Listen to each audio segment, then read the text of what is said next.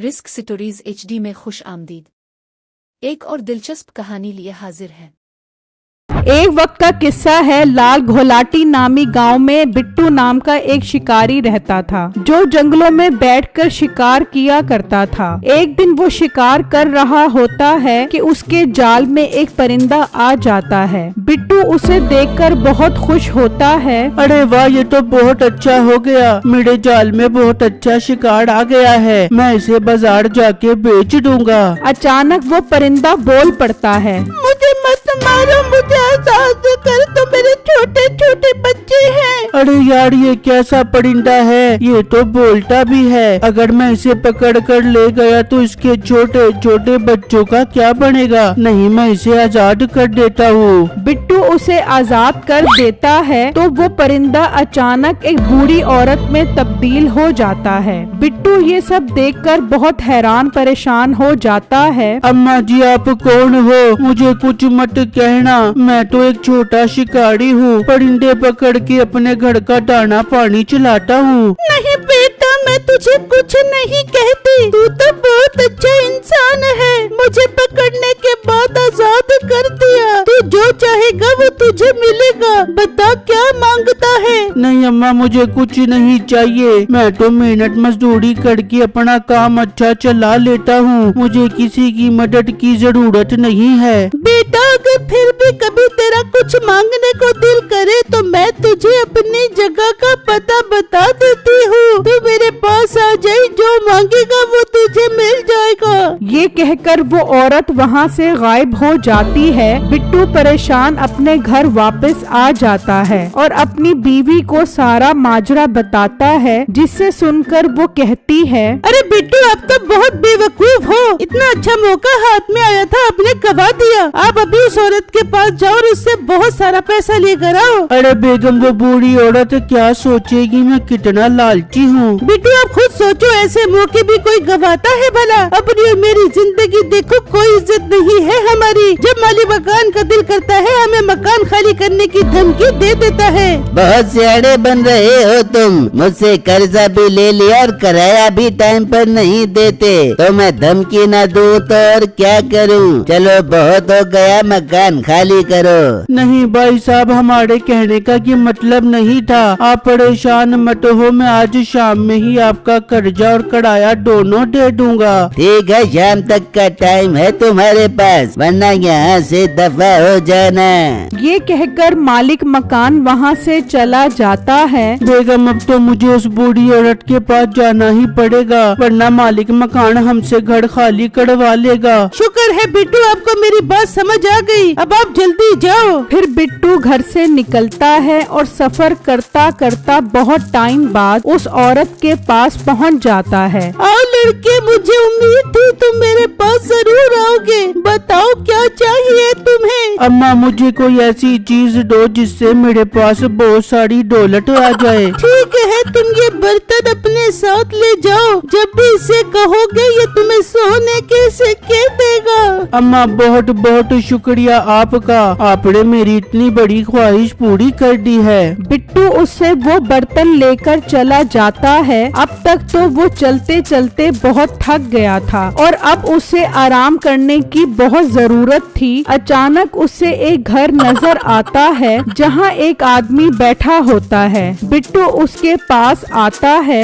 भाई साहब, मैं बहुत दूर से सफर करके आ रहा हूँ, बहुत थक गया हूँ। अगर आप बुरा न मानो तो मैं आपके घर में थोड़ी देर आराम कर सकता हूँ। मुझे तो मुसाफिर कम भिखारी ज्यादा लग रहा है, तभी तो हाथ में मांगने वाला बर्तन पकड़ा हुआ है। भाई, ये बर्तन कोई आम बर्तन नहीं है, ये सोने के सिक्के देने वाला बर्तन है। मीठा ये सुनकर चौंक जाता है और सोचने लगता है, क्या पता ये ठीक ही कह रहा हो। थोड़ी देर की ही तो बात है, जब ये सो जाएगा तो मैं खुद देखूंगा कि ये बर्तन सिक्के भी देता है कि नहीं। भाई, आप प्रणाम करने के लिए जगह देना चाहते हो या फिर मैं यहाँ से चला जाऊँ? नहीं नहीं, मैं इतना पत्थर दिल इंसान नहीं हूँ जो घर आए मेहमान के साथ इस तरह का सलूक करूँ। ठीक है, तुम अंदर जाकर सो जाओ। फिर जब बिट्टू सो जाता है तो मीठा आता है और वो बर्तन उठाकर ले जाता है। बेगम, मैं बर्तन उठा आया हूँ, देखता हूँ ये सोना भी देता है कि नहीं। चल बर्तन मुझे सोना दे। ये कहते ही उस बर्तन में बहुत सारा सोना आ जाता है। मीठा और नसीबो बहुत खुश हो जाते हैं। मीठे, ये बर्तन तो वाकई सोने देने वाला बर्तन है। ये बर्तन उसे वापस नहीं करना, हम तो मालामाल हो जाएंगे। अरे बेगम, मैं कोई पागल हूँ जो उसे बर्तन वापस करूँ? बल्कि देख, अपने पास इसी तरह का बर्तन है, मैं ये वहाँ रख देता हूँ। फिर मीठा उस बर्तन की जगह अपना बर्तन रख देता है और वहाँ से चला जाता है। जब बिट्टू की आँख खुलती है तो वो अपना बर्तन उठाता है और मीठे का शुक्रिया अदा करके वहाँ से चला जाता है और घर पहुंचकर अपनी बीवी कम्मो को उसके बारे में बता देता है। हाय बिट्टू, ये तो बहुत खुशी की बात है, चलो इससे सोना मांगो। चल मेरे बर्तन मुझे सोना दे।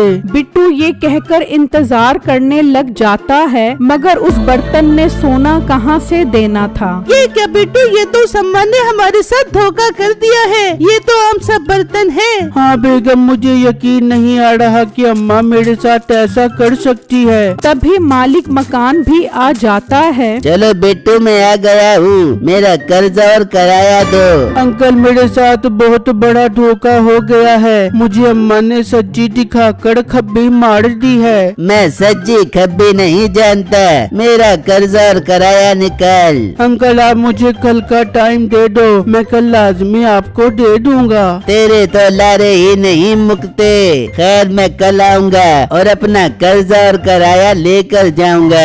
ये कहकर वो वहाँ से चला जाता है। बिट्टू, अब दोबारा उस अम्मा के पास जाओ और उससे कोई काम की चीज लेकर आओ। हाँ बेगम, मैं बहुत थक गया हूँ, मैं कल उनके पास जाता हूँ। फिर जब अगला दिन निकलता है तो बिट्टू दोबारा सफर पर निकल जाता है और चलते चलते वो उसके पास पहुँच जाता है। अम्मा जी, ये आपने मुझे कौन सा बर्तन दे दिया है? वो तो कोई सोना ही नहीं दे रहा। ये कैसे मुमकिन है? जरा इस बर्तन से सोना मांगो। बिट्टू उसे सोने का कहता है, लेकिन सोना नहीं निकलता देखकर अम्मा भी परेशान हो जाती है। ये कैसे मुमकिन है? ये बर्तन काम क्यों नहीं कर रहा? खैर, तुम ये कपड़ा ले जाओ, इसे जमीन पर बिछाओगे तो हर तरह का खाना आ जाएगा। बिट्टू वो कपड़ा लेकर चला जाता है और जब मीठे के घर के पास से गुजरता है तो वो उसे रोक लेता है। अरे भाई, कहाँ जा रहे हो? और ये तुम्हारे हाथ में कपड़ा कैसा है? भाई, ये कोई आम कपड़ा नहीं है, इसे जमीन पर बिछाओगे तो हर तरफ खाना आ जाएगा। ये सुनते ही मीठा सोचने लगता है, अरे वाह, मजा आ गया।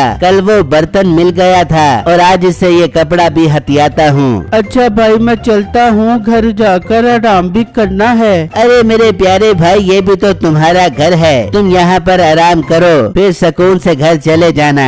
भाई, आपका बहुत बहुत शुक्रिया, इस तरह तो मेरी सारी थकन उतर जाएगी। बिट्टू अंदर आकर सो जाता है तो मीठा आता है और कपड़ा उठाकर ले जाता है और जब वो कपड़ा बिछाता है तो वहाँ तरह तरह के खाने आ जाते हैं। मीठे बड़े तो मजे लग गए, अब तो मैं कुट कुट के खाना खा पाऊंगी। अरे बेगम, पहले उसको यहाँ से भगाते हैं। देख रही है, अपने पास बिल्कुल इसी तरह का कपड़ा है, मैं ये उस कपड़े की जगह रख देता हूँ, अब ये कपड़ा हमारा हो जाएगा। मीठा बिट्टू के पास वो कपड़ा रखकर चला जाता है और जब बिट्टू की आँख खुलती है तो वो कपड़ा उठाकर मीठे का शुक्रिया अदा करके वहाँ से चला जाता है और घर पहुंचकर जब कपड़े से खाना मांगता है तो वहाँ कोई खाना नहीं आता। बिट्टू और उसकी बीवी को बहुत गुस्सा आता है। बेगम, ये तो अम्मा ने फिर हमारे साथ धोखा कर दिया है। इससे पहले मालिक मकान आए, तुम अंदर जाकर छुप जाओ, मैं उस अम्मा के पास जाता हूँ। बिट्टू की बीवी अंदर चली जाती है और बिट्टू फिर उस अम्मा के पास पहुँच जाता है और उसे कपड़े के बारे में बताता है। ये मुमकिन नहीं है, तुम झूठ बोल रहे हो। अम्मा जी, मैं झूठ नहीं बोल रहा, बल्कि आप झूठी हो। और मुझे धोखा दे रही हो। मैंने कभी झूठ नहीं बोला। तुम मुझे एक बात बताओ, तुम्हें रास्ते में कोई मिला हो जिसे तुमने इस कपड़े और बर्तन के बारे में बताया हो? हाँ अम्मा जी, मुझे एक शख्स मिला था, वो बहुत अच्छा इंसान था। मैंने उसे बताया था और उसके घर आराम भी किया था। अच्छा, तो ये बात है, फिर इसका मतलब ये उसी ही की कोई साजिश है। नहीं अम्मा, वो बहुत नेक और शरीफ इंसान है। जितना शरीफ है सब पता लग जाएगा। तुम ये डंडा अपने साथ ले जाओ, अगर वो पूछे तो कहना ये डंडा हीरे देता है। बिट्टू उससे वो डंडा लेकर चला जाता है और मीठे के पास पहुंच जाता है। बेटू ये डंडा कैसा है? भाई साहब, ये हीरे देने वाला डंडा है। ये सुनते ही मीठे के होश उड़ जाते हैं। अरे वाह, पहले बर्तन फिर कपड़ा, अब ये डंडा, मेरे तो मजे लग गए। बिट्टू तुम एक काम करो, अंदर चलकर आराम करो, बहुत थक गए होगे तुम। बिट्टू अंदर आकर सोने का नाटक करने लग जाता है तो मीठा वहाँ आ जाता है और जैसे ही डंडा उठाता है वो डंडा उसे जोर जोर से मारने लग जाता है। हाय मुझे बचाओ, ये डंडा मुझे मार मार के टकला कर देगा। तभी नसीबो भी वहाँ पर आ जाती है। अरे लड़के, इसको रोक वरना ये मेरे मीठे को मार देगा। पहले मुझे बताओ मेरा बर्तन और कपड़ा कहाँ है? हमारे पास है, तो रुक, मैं भी तुझे ला के देती हूँ। फिर बिट्टू उस डंडे को रोक लेता है और नसीबो और वो कपड़ा और बर्तन ले आती है। बिट्टू वो चीजें लेकर घर पहुँचता है तो मालिक मकान खड़ा होता है। ले आए हो मेरे कर्जे के पैसे? जी अंकल, मैं ले आया हूँ, अभी आपको देता हूँ। फिर बिट्टू उस बर्तन से सोने के सिक्कों का कहता है तो उसमें बहुत सारे सिक्के आ जाते हैं। ये देखकर मालिक मकान की नीयत खराब हो जाती है। अरे वाह, ये तो बहुत काम की चीज लेकर आए हो तुम, इससे ये बर्तन ले लो। मुलाजिम बिट्टू से वो बर्तन छीन लेते हैं। अंकल, मेरा बर्तन मुझे वापस करो। अपना मुंह बंद कर, अब ये मेरा है, अब तो मैं इससे खूब सिक्के लिया करूँगा। अंकल, मुझे लगता है आप ऐसे बाज नहीं आओगे, तैयार हो जाओ डंडे खाने के लिए। चल मेरे डंडे अपना कमाल दिखा। ये कहते ही डंडा उसे मारना शुरू हो जाता है। मुलाजिम वो बर्तन छोड़कर वहाँ से भाग जाते हैं और मालिक डंडा खा खा कर मर जाता है।